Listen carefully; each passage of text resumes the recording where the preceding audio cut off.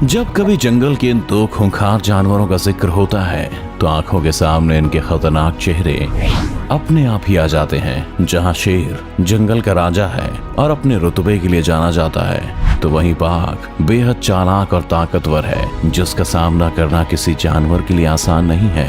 आपने इन दोनों शिकारी जानवरों को अलग अलग तो शिकार करते हुए देखा ही होगा, लेकिन क्या आपने कभी सोचा है कि अगर इन दोनों के बीच ही लड़ाई हो जाए तो जीत किसकी होगी? क्या शेर बाघ को मार गिराएगा या फिर बाघ शेर को ही पटखनी दे देगा? चलिए बात करते हैं इन दोनों के बारे में।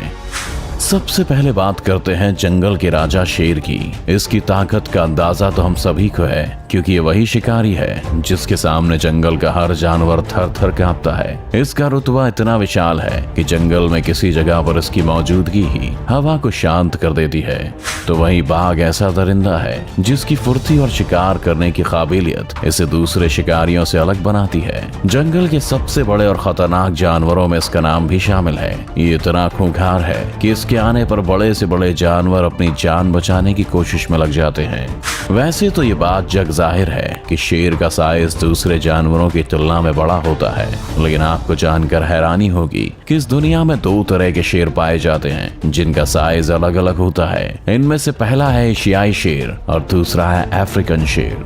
एशियाई शेर, जिसे हम भारतीय शेर के नाम से भी जानते हैं, ये केवल भारत के गुजरात में ही पाया जाता है और यहाँ के गिर फॉरेस्ट की शान बढ़ा रहा है। इसकी लंबाई करीब 8.5 फीट और ऊंचाई तकरीबन 3.5 फीट होती है, जबकि इनका वजन 160 से 190 किलो होता है। वहीं अफ्रीकन शेर ईस्टर्न और साउथ अफ्रीका में देखने को मिलते हैं। इनकी लंबाई करीब 10 फीट और ऊंचाई तकरीबन 4 फीट होती है, जबकि इनका वजन 200 किलो या इससे भी अधिक होता है। वहीं बाघ की बात करें तो हमें Thailand, India, Indonesia, Sumatra, Bangladesh, Russia आदि देशों में देखने को मिलता है। इनके शरीर की लंबाई 12 फीट या इससे भी अधिक होती है, तो वहीं इनकी ऊंचाई तकरीबन 4 फीट होती है, जबकि किसी बाघ का वजन 300 किलो के करीब होता है, जो शेर के मुकाबले बहुत ज्यादा है। मतलब यदि बात शेर और बाघ के बीच लड़ाई करवाने की हो तो हमें अफ्रीकन शेर को ही आगे रखना चाहिए, क्योंकि अगर इस हैवान का मुकाबला एशियाई शेर से होता है तो शेर के हारने के चांस तो बढ़ ही जाते हैं। Strength, teeth and claw size. इसके अलावा अगर इन जानवरों के मजबूत दांतों को देखें तो किसी शेर के दांत 10 सेंटीमीटर तक लंबे होते हैं। ये इतने मजबूत होते हैं कि किसी के भी शरीर को फाड़ने की काबिलियत रखते हैं।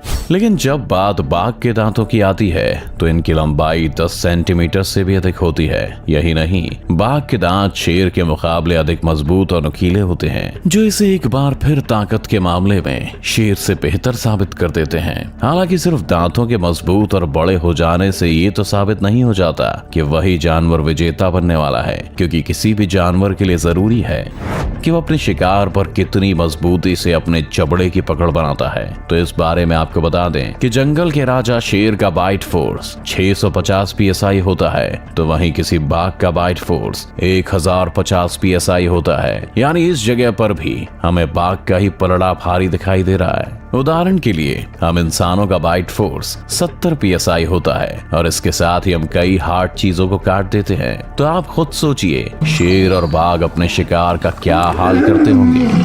वैसे शेरों के बारे में ये बात मशहूर है कि जब ये शिकार के लिए निकलते हैं तो अपने साथ पूरा झुंड लेकर निकलते हैं। इनके इस झुंड को प्राइड कहा जाता है। तो वहीं बाघ अकेला ही शिकार करने चला जाता है, क्योंकि वो अपने एरिया में किसी और बाघ को नहीं आने देता। साथ ही इसे अपनी ताकत का भी अंदाजा है और वो जानता है कि शिकार उससे बच नहीं पाएगा। बाघ के पंजे भी शेर की तुलना में कुछ बड़े होते हैं, जो उन्हें किसी शिकार पर अपनी पकड़ मजबूत करने में मदद करते हैं। यही नहीं, जहाँ कोई शेर 12 फीट ऊंचाई तक उछल सकता है, तो वहीं बाघ इस मामले में शेर से 2 कदम आगे है और वो करीब 15 फीट ऊंची छलांग लगाने में उस्ताद है। Appearance of both animals in jungle. जंगल में किसी जानवर के आने पर दूसरे जानवरों में उसका खौफ ही उसकी कहानी बयां कर देता है।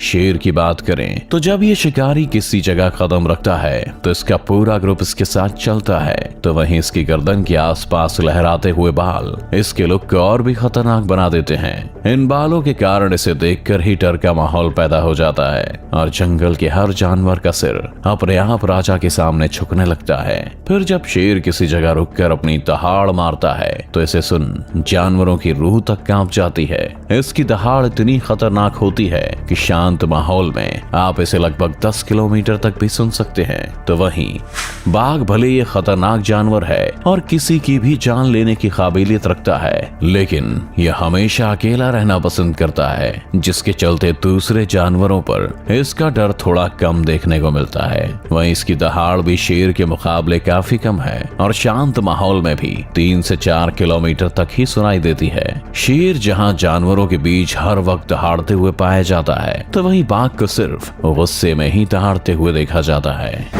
Why lion is king of jungle, not tiger?